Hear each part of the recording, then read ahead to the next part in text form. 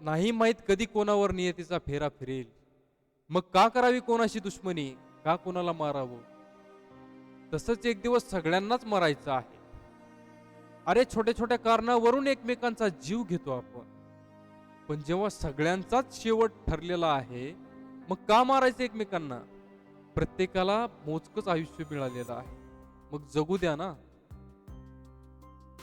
त्यांना त्यांच्या मुलांसोबत, आई वडिलांसोबत, त्यांच्या फॅमिली सोबत, आणि आपणही जगा आपल्या माणसासोबत, आपल्या फॅमिली सोबत.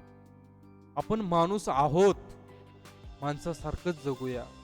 आपण कुणाला मारून अमर तर होणार नाहीये. कुणाच्या डोक्यावरची सावली काढून त्यांना तळपत्या उन्हात टाकून आपण कधी सुखी होणार नाही. सर्वात महत्वाची गोष्ट म्हणजे आजच्या तरुण मुलांसाठी हे समजणं खूप गरजेचं आहे की आपलं खरं जीवन काय आहे. हे वेळेवर कळणं खूप महत्वाचं आहे. आपलंही मरण एक दिवस ठरलेलं आहे. काहीही करा ते अटळ आहे. जाणं नक्की आहे. म्हणून त्या दिवसाची आठवण ठेवून जगा आणि दुसऱ्यांनाही जगू द्या. थोड्या थोड्या गोष्टीवरती दुश्मनी करू नका. जरी एखाद्या व्यक्तीकडून चुकून चूक होत असेल तरी त्याला माफ करा, माफ करायला शिका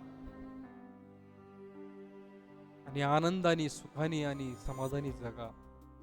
आणि शेवट एकच सांगेन की आपण माणूस आहोत, माणसासारखं जगूया. धन्यवाद मित्रांनो.